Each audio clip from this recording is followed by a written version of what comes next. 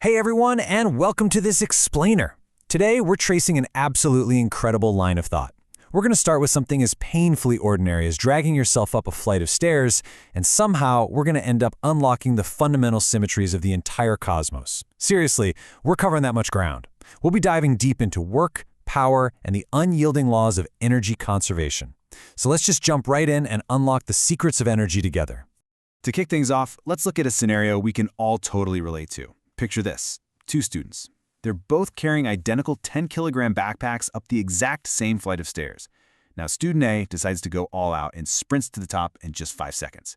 Student B takes it easy, casually walking up in 15 seconds. Now, in the strict by-the-book language of physics, both of these students just did the exact same amount of work. They applied the exact same force to lift the exact same weight up the exact same height. But, if you've ever been student A, you know that a 5-second sprint leaves your lungs burning. So why is that? If the total work is identical, what makes the sprint feel so incredibly different on your body? Well, the secret ingredient here is power. Power isn't about the total amount of work you're doing, it's all about the rate at which you do it. It's a measure of how quickly energy is being used or transferred. Since student A did the work 3 times faster than student B, they actually generated 3 times the power. We measure this in a unit called the watt, named after the famous Scottish engineer James Watt, the guy who revolutionized the steam engine. And 1 watt is simply 1 joule of energy transferred every single second. The math on this is actually beautifully elegant. Let's say we've got a 60-kilogram student climbing a 4-meter staircase and it takes them 6 seconds. If you multiply their mass, the acceleration of gravity, and the height of the stairs, you get 2,352 joules of work done against gravity. Now simply divide that work by the 6 seconds it took to make the climb, and boom! The result is roughly 392 watts of power output. Okay, let's anchor those abstract numbers in reality for a second.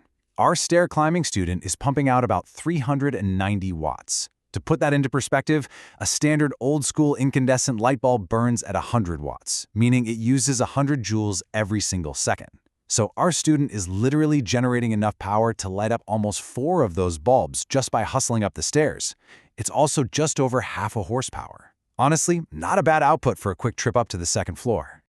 All right, let's shift gears. Part 1, the roller coaster reality. So how do these rules of energy play out when we look at mechanical systems? Well, if you've ever taken a physics lab, you've probably done a classic setup just like this foam tube roller coaster. The experiment goes like this. You calculate the potential energy of a glass marble sitting right at the top of the first hill. Now, the law of conservation of energy famously states that energy cannot be created or destroyed. So mathematically, if you drop that marble, it should turn all of that potential energy into kinetic energy at the bottom, and then carry it all the way back up to the exact same height on the 2nd hill. But does it actually do that? As you can see, this brilliantly illustrates the somewhat harsh reality of our physical world. The marble basically never reaches that starting height. A well-built classroom track usually maxes out at around 75 to 85% efficiency. So the obvious question is, where does that missing 25% go? The universe certainly didn't destroy the energy, it just transformed it into stuff we didn't really want. It got lost as heat, thanks to the friction of the marble rubbing against the foam, and maybe a tiny bit of sound energy as it rolled. So the energy is absolutely still there, perfectly conserved, just scattered into the environment and no longer useful for pushing our marble up the hill.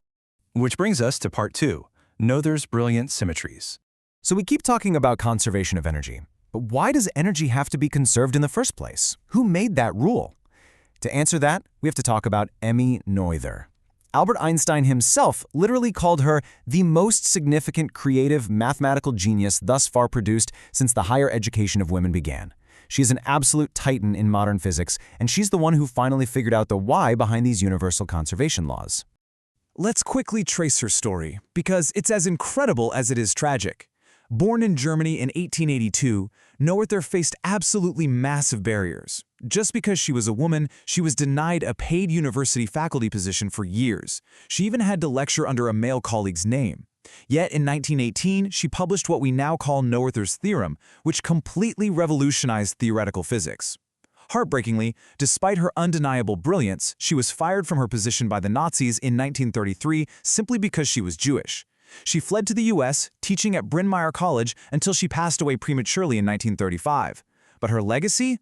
It's literally woven into the fabric of how we understand reality. Because this right here is the absolute core of her genius. Noether mathematically proved that every single symmetry in nature directly corresponds to a conserved quality. Stay with me here, because the laws of physics do not change over time, meaning an experiment you run today operates by the same rules tomorrow. That time symmetry mathematically demands that energy must be conserved. It's a package deal. If the laws are the same regardless of your location in space, momentum is conserved. If they're the same regardless of orientation, angular momentum is conserved. So energy conservation isn't just some random observation of things falling on Earth, it's a mathematical guarantee driven by the universe's consistency over time. Isn't that just mind-blowing? Okay, moving on to Part 3, Energy in Everyday Life. Let's bring those grand, sweeping symmetries of the cosmos right back down to your morning commute. Take modern electric vehicles, for example. When you hit the brakes in a traditional gas-powered car, friction takes over, and all your forward kinetic movement is converted completely into wasted heat, just lost to the air.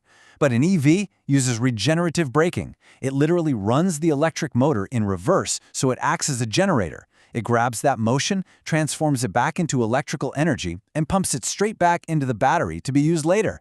It's an absolutely brilliant, real-world application of the exact conservation of energy we've been talking about. But I do want to leave you with a bit of a challenge today, something to bring all of this full circle. A top-tier modern EV still only recovers about 60 to 70% of its energy during regenerative braking. So, why can't it recover 100%? Well, think back to our foam track roller coaster.